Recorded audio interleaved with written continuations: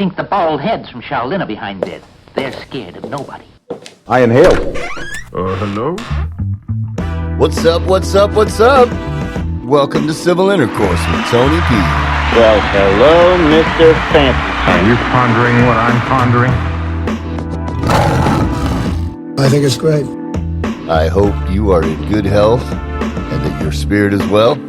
Your appeal to my humanity is pointless. Come on, man. We can meet our destiny to build a land here that will be for all mankind a shining city on a hill.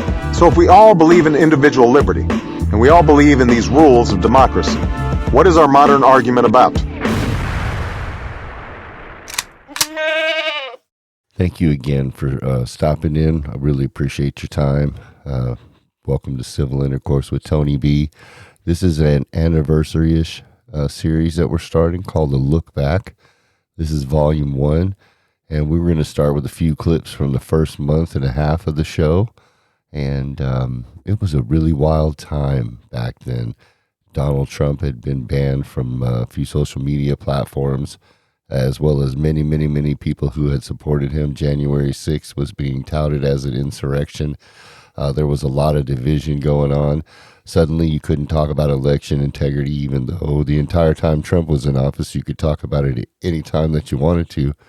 And it was just a really hard time for free speech. And we did free speech and election integrity. And as our first podcast, and I had found it on a night when I was staying up late. It was about 2 or 3 in the morning when I posted this. And I was in the middle of a storm, and I was really worried that this tree was going to fall down in the backyard, and I was praying, and I had a lot on my mind, and I stumbled across that Spotify, Anchor.fm, and we found the software to be really cool. The ability to use the phone at first was really enamoring, even though we've moved on, and advanced equipment, you could definitely tell the audio is a little lower quality then, but the message I found was very interesting, and it gives you a gist of what it was we were reaching out into the void to try to press into the public sphere, the ideas that we had. So let's take a look back into the vault, January 27th, 2021. Okay, this two-party system wants to just keep the power, which that for me, and I'm not saying, oh yeah, pro-Trump, that's a conversation. We could have that another day. I'm talking about voting and elections.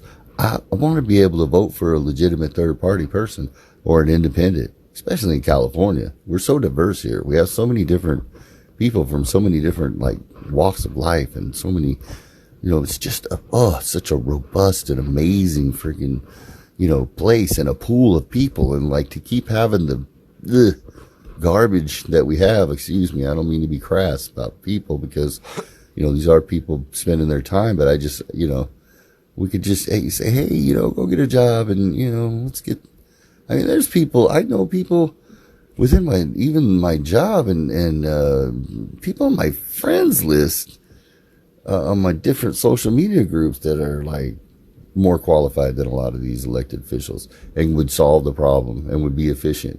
And that's the thing. We just need to get people who are not trying to be career politicians. That just puts you in, I need to get elected again mode. I need to get elected. I need to win. I got to go raise money. I got to no. So my question is if we can't have a conversation about fair elections and look at what has happened in not only 2020, 2016, all the elections, and there's a lot of things to go through, and stop reading news articles that say, these were the fairest elections ever held. And that was said a lot. And I don't think that's true. But I think all of our elections have fraud in them, and a lot of people just get into this thing where when it's their person wins, they're like, no, you're just a sore loser. And then when the other side gets hosed, they say the same thing. And they're probably right. You can kind of tell when something should have went a certain way, something's wrong. But maybe We're all wrong. Which is why I just say, why not fix the holes? You're never going to get it totally 100% clean. But the best you're going to get is paper ballots, ID. And I mean, that's it. Valid ID, paper ballots. You the mail-in, it's absentee, but you have a verified signature that that's the person who's a registered voter. It's really that simple. And I just think that's the solution. My heritage, I should say, because I'm freaking born in California. And I am as American as Americana can be. So, yeah, what do you guys think? Send me some feedback. Or get involved in the future conversations. Like I said, if somehow this turns into something cool, which I hope it does, hope it turns into a community of conversation, or grows or leads me somewhere where there's some freaking good conversation that can lead to some actual solutions and changes that matter, not just virtue signaling and freaking, platitudes and just lip service, man. I'm sick of it. I'm too old for that crap. I'm curious to know genuinely what you think about the free speech issue and what you think. Because imagine this. I got a lot. Facebook kept messing with me. I had a couple groups and a news thing I was trying to get going. I was really sucking on the news thing because honestly, it was so much going on being thrown at you that as you was researching something in depth to try to have the facts and the story to report, there would be 5 other things you were just getting gaslit with. And people, it's funny because both political leanings would say, these guys were gaslighting us with this. And the other side would say, these guys are gaslighting. And I'm just over here laughing in the middle like, yeah, you're both right. But whatever. I don't know. Got to play team politics, I mean, that's something we got to talk about, man. Can we start just voting for people in elections that do what they say and say what they do? Can we stop just picking a team? Especially in California. This is the hilarious thing. People are like, in California, like where I live, there's no Republicans for me to vote for on my tickets. They're all Democrats because of the way the law works here. So if you don't get enough of the popular vote in the beginning, you don't get to get up and have a debate and do all that and kind of have the general public weigh the people at the end of it. So, and the independents, that's where that's bothersome to me, is because that doesn't keep the Republicans out. They're able to muster up enough people every now and then. They can win enough seats through the states. They're always happy second best. Republicans, man, yeah. They want to be the party of you're gonna fix that, and we got family values and blah, blah. No, they're the family of taking China's money too. They're okay being second best as long as they don't lose their bastions of power. And the Democrats don't move in and take too much of their territory. And in this case, they were okay with losing a little bit, even tying the Senate, because they hated Donald Trump coming in and making them look inept. That's just a personal opinion, but that's not the topic of this podcast. You heard me say it a million times. You want to throw out an opinion, please throw an opinion out, because it might still be timely in the future. If who doesn't want to hear a message on free speech? You might be like, hey, I love fascism, I love using violence to shut down free speech. And I'd be like, well, you kind of suck, but you got a voice. You get to say what you got to say. Part of the conversation. There are some people that like Marxism. There are some people that don't want freedom. My wife heard someone say in a store to an older gentleman that freedom is overrated. We should never, ever, ever take for granted our freedom. We should never, ever allow it to be squandered away. And we should never, ever put ourselves in a situation where the people who we are the bosses of are able to be into office because they're keeping a game running where they won't let any outsiders in. I know a bunch of people in the community, young, vibrant, smart people who would make great leaders, who would get in and handle this stuff. I know some older folks who've done great things in the communities all throughout America who would be great politicians temporarily, because they just need to go for 2 terms at the most, 1-2 terms, and then rotate in somebody else. We have a lot of really, really good people. And to be honest, the government's not supposed to do that much. You know, once you get it going and get it running, the problem is they just keep wanting to grow. And we'll talk about that another time. But free speech. Do you think that this thing's going to get shut down? Do you think somebody reports me, I'm going to get shut down? Yeah, we'll see.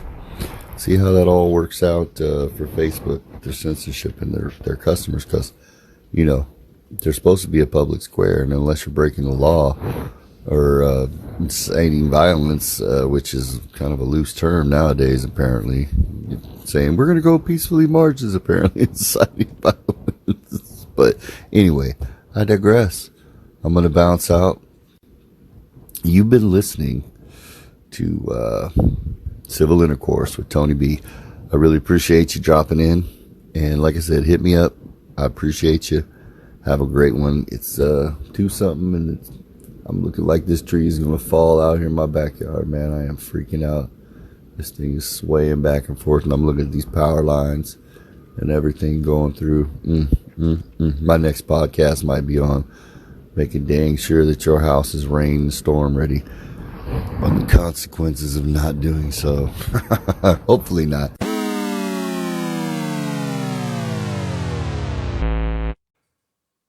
On February 24, 2021, while still in soft launch mode, we posted a podcast entitled Let's Talk America. We were addressing the trend of dehumanizing people based on politics, civil rights issues, and the importance of common spaces and culture. I also discussed the need for honest discussion on our differences and give a quick take on January 6th, if memory recalls. But let's take a look back into the vaults at a few moments from that show. I just wanted to go over a few topics today, and things that are going on in the society that we're living in, and probably around the world. But it just seems like right now, after the election, there's a lot of vindictiveness. A lot of people running around acting like that someone needs to apologize to someone for who they voted for, which is a very strange and weird phenomenon that's been going on right now. So, you know, just as we look into this and try to figure out, like, why is that happening, we have to, like, look at ourselves, and we have to say, you know, who are we as a people, and what are we doing? What are we doing right now to each other? We have to be better than this. We have to, like, step up, and we have to unify, because we agree on a lot more as Americans than we disagree on. And our best days are ahead of us. We have come a long way with race relations, and there are still things that need to be dealt with. But I don't think the measuring stick is how many people are white or not white. That's not the measuring. The measuring stick is every American citizen able to apply the Constitution to their life, and it work out for them, and not have their civil rights violated. I mean, there's going to be things that happen. We're going to have issues with cops, and I'm still working on my police reform, but I want that podcast to be good and to come out well. So I'm going to put that out soon, but still working on that.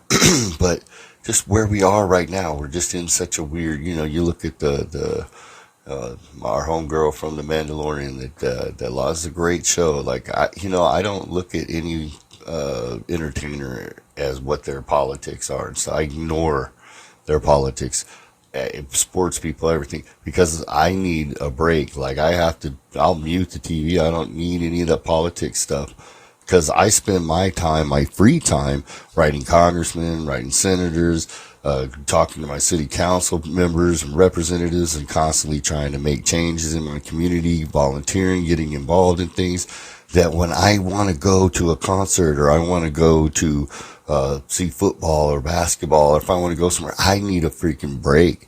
I need to be able to turn on TV and not be having propaganda shoved down my throat 24 hours, 7 days a week, and to seeing people being dehumanized. You know, everybody is in this left wing, right wing. We use the analogy of, you know, the plane or the bird. But if you don't have that large, massive body in the middle, there is no plane. There is no flight. You just have the left wing and the right wing flapping off into the edges of fringity if everybody just polarizes out. We are individuals. Each person has had a unique experience. Yes, we're not a monolithic people. Like, no matter what ethnicity you are, you know, and this is supposedly racist to say, but there is one race. And then we have different ethnicities. We have different regional attributes that we pick up. The types of people that we're raised by. Each person has it's a fascinating thing.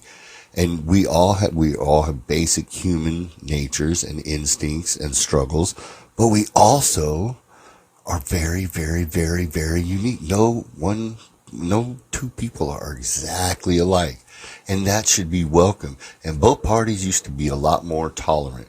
You had middle of the road people, and you know, the thing about this last election, like Joe Biden, if the social media hadn't played around and messed with the numbers and jacked everything up, Tulsi Gabbard would have probably ended up being the nominee and been maybe even beat Donald Trump and been the first female president. But they didn't want that. So, I mean, you know, it's probably going to be Kamala when they remove Joe, but you know, that's speculation. Who knows? We'll see. But we have to really just, you know, get over this team politics stuff. We have to move to the middle, and we got to start talking. We have to start having civil intercourse. We have to start, like, you know, there are things we cannot, there's a push right now in our society for socialism and Marxism. And we have to have these discussions, because the people who are really being manipulated into pushing this and being shoved all this nonsense into their heads are well-intentioned, and these are the kids that we've raised, and they're trying to do good things, but they're being misled, and they're not being told about the millions of people that are going to have to be killed for them to get to their socialist thing. But you have to say something. We're in the middle of it. It's not a conspiracy theory. There are active communist, open, public movements right now, and socialism and all sorts of stuff. So it's time. Why are our politicians not having these discussions? There are congressmen and women and senators that are believing in this stuff and are open about it right now, serving in government. Why are we not? Why are they not debating that? Why are they not paying down the deficit? We had the best economy in the world going before we did this shutdown. I'm just going to leave that alone. But it didn't need to be as bad as it was. We should be more opened up in California already. But that's just my opinion. But we are at a point where everything is politicized, everything is polarized, and it's driving, and we're just getting gaslit. And as an independent person, I've been fascinated, the last 4 years, watching the entire system just freak out of what an outsider is. And I don't think we'll ever have another opportunity to see this, because they're not going to, who's going to come in with the money like Donald Trump as a billionaire and get it? I don't know. Maybe his kids will run and get in and whatever. But I mean, they don't have the business sense, I think, that he does. But, they're qualified people, more qualified than the people we have. I don't know if I've stated this before in my podcast, but I believe we should be having, regular people going and serving 2-3 terms at the most and then getting out of politics. Like, and pick your poison. Like, you're doing some local stuff, you're doing some state stuff. Like, where do you feel? And I don't know. I'm not a big fan of term limits. I'm more of a fan of actually informed populace making good decisions. And that doesn't mean doing what I'm saying, but we need to have civil intercourse. We have to talk. We have to discuss. Everybody said we want to debate and argue, and on social media, I know I've said this before. You just dump in an article and going, here, this is my opinion. And we're not hashing things out and making things move. And it's sad, because our representatives, and this is the thing, I get, I'm going to get it to the point pretty soon when I start posting letters and responses that I've gotten over the years. If I just, I don't know, that guy got to pull down some crates and stuff, but I am tempted to just kind of share, like, a lot of the responses I've gotten for sending stuff in on police reform, to asking different stuff just on a variety of topics, that have been issues for years and years and years. And, you know, I think we just got to practice more kindness, more civility. And we got to focus on the future. And we, like I said before, we got to remember that we agree on more than we disagree on. These are weird times. We cannot dehumanize people. That whole thing with the, you know, just everybody acting like somebody who voted for a person needs to apologize or grovel or act like they were some kind of racist or weirdo is just strange. I don't know. Excuse me. I don't know why that's even accepted to even consider. It's very, very, very, very, very, very wrong. Like in the idea that they want to go after all these people, and stop using the word insurrection unless you're going to say the stuff that happened at the Kavanaugh hearing was an insurrection. The only difference there was, I mean, there's been tons of times when that stuff like has broken off, and that was just stupid. You had agitators, and then you had not just the agitators, then you probably had some people that it looked like, from what I can tell, some people who were Trump supporters who got caught up in it. Then there were some that tried to stop it and did stop it, and then got hurt trying to stop it. And then there were people who were in earlier before the speech was over, even before the speech had begun, that had been let in and were taking pictures, and those were some of the pictures that posted. So I was like, it's a mess. And I'll probably do a review of all that. There's so much coming out in that investigation that it's just, I don't really feel too comfortable commenting on it. It's a horrible thing, but it's got to stop being called an insurrection. I mean, it was a stupid, violent freaking moment, and it shouldn't have happened. I don't know why everybody talks about all this other weird stuff, but we got to start talking. We need to talk about racism. You know, this isn't a situation where you want to be like, oh, let's not have this conversation. No, I'm like, let's have it. I'm getting tired of people saying things like, you read this book, White Fragility, which I've read it, and not impressed with this privileged white girl who was racist, who was projecting her viewpoint on life on everyone else and acting like everyone else is a racist, privileged person like she was, but whatever. The conversation needs to be had. We have a lot of issues. Redlining and all that stuff did happen. We just need to taxes need to be reduced for everybody. We need to, we're at a point now, okay, so equality for everyone. So why change the system and go to socialism and Marxism now? You know what I'm saying? You want to just ditch the system? And we have crony capitalism right now. So all you Bernie bros and everything, like, bro, we just have crony capitalism. Cool, man. I need you to keep pounding that message. And you Trump supporters, and you Republicans and you phony Republicans and you Democrats and liberals and anarchists, whatever, I need you all to be like, we want to pay less taxes. Yeah, if we can get on that message and the other messages, we want you to balance the budget. That would be a lot better than, you're a Nazi. Let's talk, because we need to fix healthcare. We need to deal with this immigration issue, and we have DACA people in the state of California, where I'm at, that need this stuff resolved. They should not be hanging out in the wind this long. This should have been taken care of by the Senate and Congress long ago. So listen up. It's time to deal with this stuff, and we got to start talking about this stuff. We got to start writing our congressmen. We got to start writing our senators. We got to start making the people that we're electing be accountable, and stop letting them turn us against each other and make us fight with each other, because that's ridiculous and it's dumb, and we're playing into their hands. Like I said, man, left wing, right wing is nothing without the massive body in the middle. And those of us in the middle that are reasonable and aren't caught up in all this team politics stuff, and are just trying to take care of their families and help build their communities and been involved in the fight and this stuff. I appreciate all these newly woke people and people, but hey, slow down. We've always been about taking care of people's rights. The people who have been against that stuff have always been in the minority. It's just the 1% of the 1%, the people who run the large billion-dollar industries, are the ones who have control right now. And they always have. And like I said, I'm not worried about the 1% right at this point. I'm worried about the 1% of the 1%. Anyway, I don't want to get too into that. But guys, we got to stop dehumanizing each other. We got to stop playing the game. We have to come together. We got to find a way to start talking again. Remember, those of you who are alive and around, remember after 9/11 when everybody just kind of went, we had the best race relations ever. And when Barack Obama got elected, everybody felt better. And then he started acting weird. Like everybody talks about Trump doing all this weird stuff. Like Barack Obama put reporters in jail. And I'm not like anti-Barack Obama. Obama, Clinton, all of them, they've been dealing with this illegal immigration thing forever. So, we have to like just grow up for a second and start having real conversations. Stop like blaming everybody. Like, oh, your heart is bad. Your heart is bad. You don't care about people. You don't care about America. Blah, blah.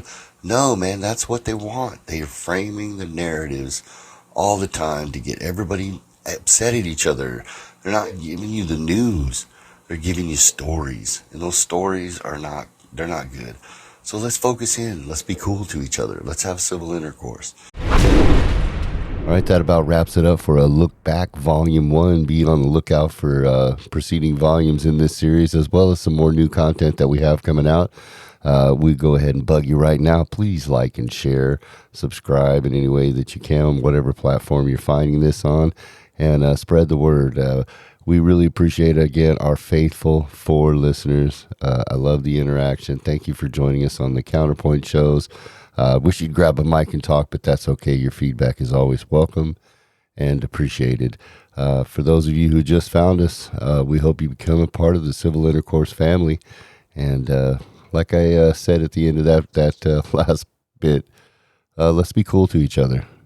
Take care, ladies and gentlemen. Peace out, guys. Well, goodbye. Oh, yeah, that was fantastic. What a great time. Heaven. It was heaven. What an eccentric performance.